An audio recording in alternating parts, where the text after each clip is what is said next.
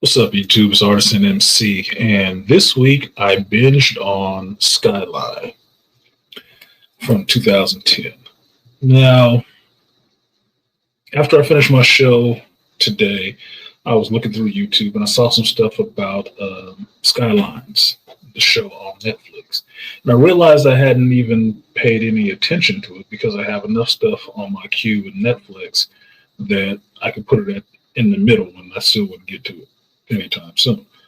But it kind of interests me because I didn't realize that the story for Skylines kept going on besides the second movie that I knew about, which was Beyond Skyline. Now, the original Skyline movie, I saw it when it came out. I didn't see it in theaters. I saw it on cable. And it kind of interests me, but I wasn't really sure how it ended and where it went. I just knew it had something weird with it.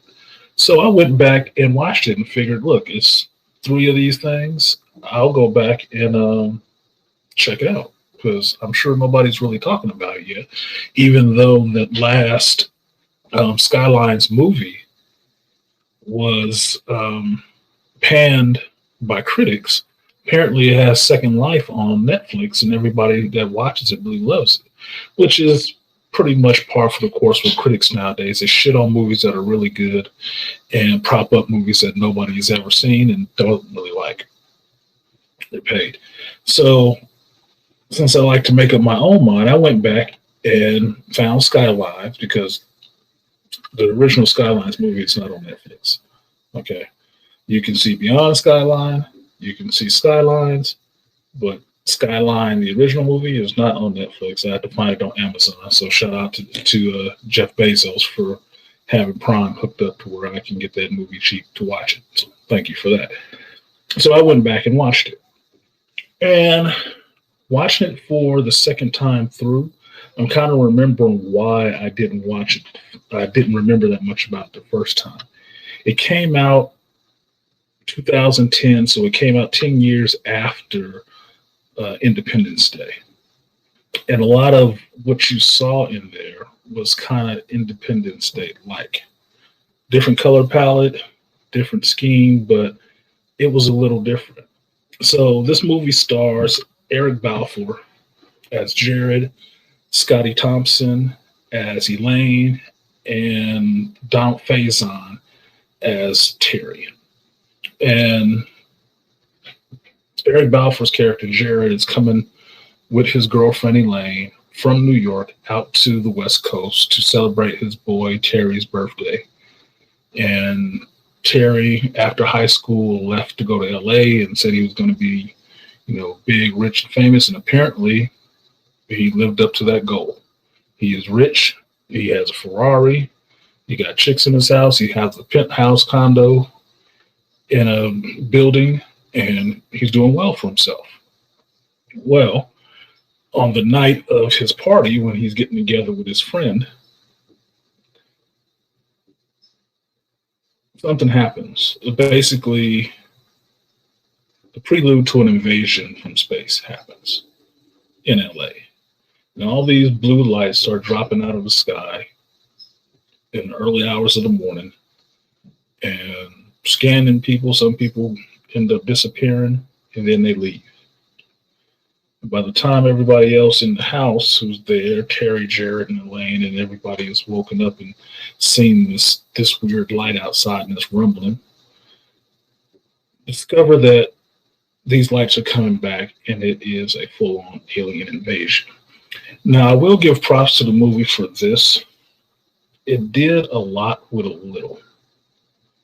And whereas the movie, from when I initially watched it, I don't really have any huge feels on it. I just watched it, it washed over me, it washed away. I didn't think anything about it.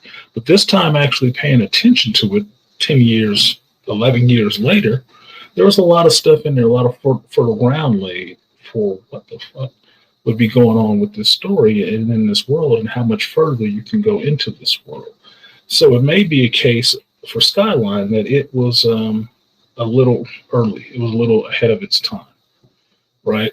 I think at the time that it came out, although it's after Independence Day, I think, what was it, Cloverfield that came out before then. So people were just starting to get the feel of this. Okay, more aliens coming in this new special effect, right?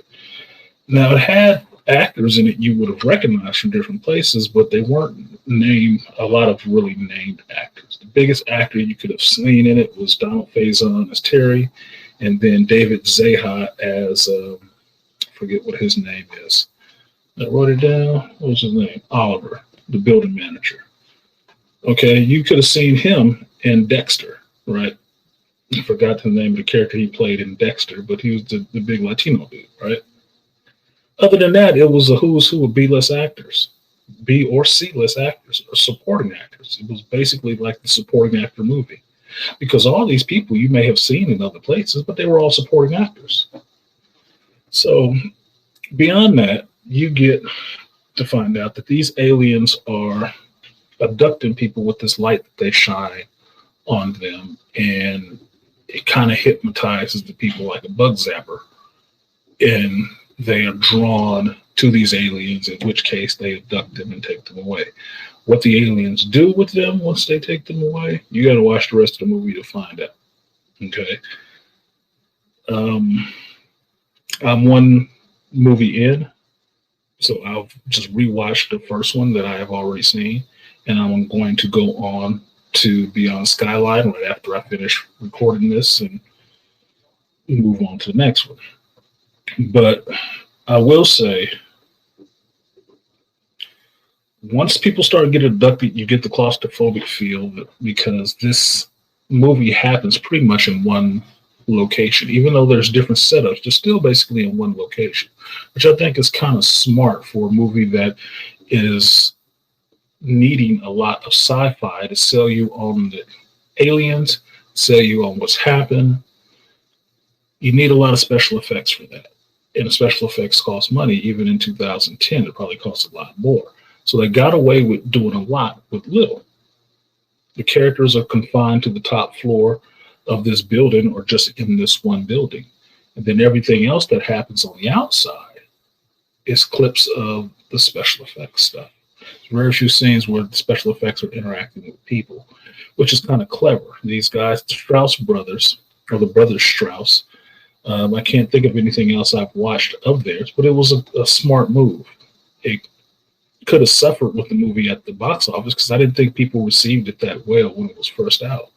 But being that it got a sequel and then got a third, and far as I know, is a series now on Netflix, means somebody saw some life in it, which is what you watch these old B movies or whatever for, to see what people picked over and what people didn't get the first time they watched it. So when these characters go into finally understanding that they're dealing with aliens and some of the stuff that happens, their quest becomes on how, in fact, to deal with these things. Do they escape? Do they fight the aliens? Or do they die? And how each character deals with that is a bit interesting. When in 2010, I don't see the overblownness of today's movies with, any feminist charge or anything like that. There's women in it, and they chastise the men a little bit. You can see some of what the guy does as kind of a simpish, but at the same time, he is dealing with a woman that he has just found out is pregnant and is carrying his baby, and he's protective of that, which a man should be. It's his woman, it's his child, should be protective of that. So a lot of the stuff I can pass off as that. Some of the other things going on leaves you with questions with the characters and how they're tied up or whatever. But your main question is, what the hell is going on with these aliens? Why are they here? What are they doing? And it's a really interesting piece to where it didn't focus solely on fighting the aliens. It focused on the people in this situation. The aliens being the backdrop, or the antagonist a little bit in it, to get you to understand these relationships with these people and how they deal with the situation that they're in.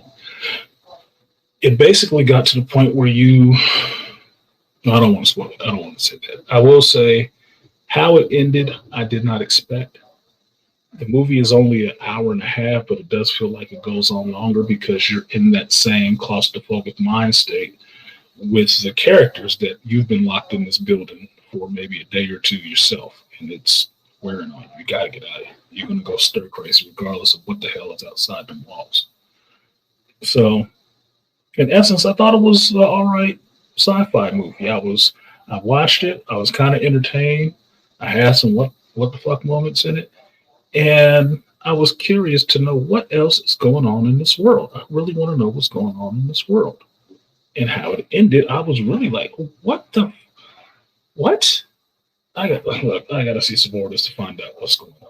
So that's what I'm going to do. I'm going to shut this off right now, and I'm going to go on and watch Beyond Skyline, and then I'll add that recorded review to this one so you can have it in a block. So I'll see you guys there. Peace.